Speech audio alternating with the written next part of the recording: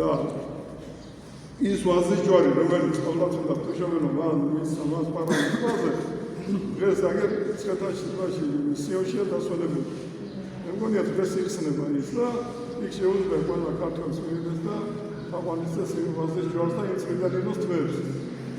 ხო და წმინდანინოს შეკრა ვაზის ჯვარი და შემოიტანა და ასვენია ის და დღემდე ინახავს ქართველი მაგას უკვე 1700 წელი გევიდა მისმენ. მაგრამ მე ვამბობ, რომ 2000 წელია ქართველი კაცი ქრისტეს რჯულს ინახავს.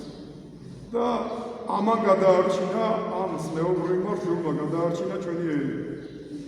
და ვინც არის ყოველს ზნეობრივი, რა ვიცი, მე შეუძლებს ყველას. ჩემი საქმე მაგ არა, ჩემი საქმეა ჩემი თავი. მაგრამ მიყვარს ყველა. და მე ვთქვი, რომ ყველა მოიქცეს. და ყველა სახარებაში მოგწარ რუმა ყველა გზა. ყველა საქმე უფლისკენ წასვლის ზამარა. ვინც ეხა 5 სულელებით მოიქცევა და 5 ბრძენივით არ მოიქცევა, იმას ხელ ნახეთ, იქინა დაუკეთა გარემო და უთხრა რომ არ გეცნობენ ახლა. არ უნდა დავაგვიანოთ. დროზე უნდა მოიქცეთ. დროზე უნდა შევიძინოთ ის, რაც სიბრძნეა.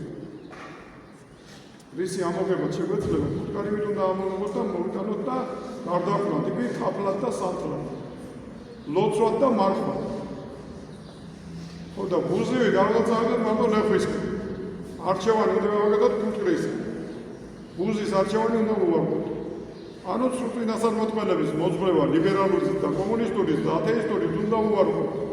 ჩვენი მოძღვრება არის ქრისტესი. ჩვენი მოძღვრება არის ჩვენ ჯულში, ჩვენ ქრისტეში. და ქრისტეა ჩვენ